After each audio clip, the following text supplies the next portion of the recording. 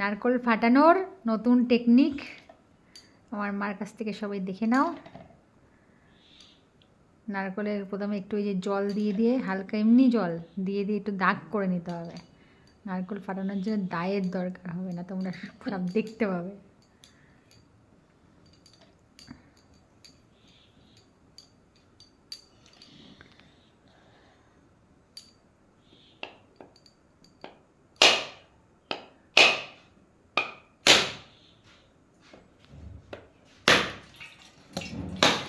পুরো একই লেভেলে সুন্দর করে দাঁত ছাড়া নারকেল ফাটবে। ওয়াহ, শ্বাস! এটা পুরো নতুন টেকনিক। যাদের ঘরে দা নেই, নারকেল ফাটাতে পারো না, তারা দেখে নিলে ব্যাপারটা। শুধু একটু ভিজে নিতে হবে।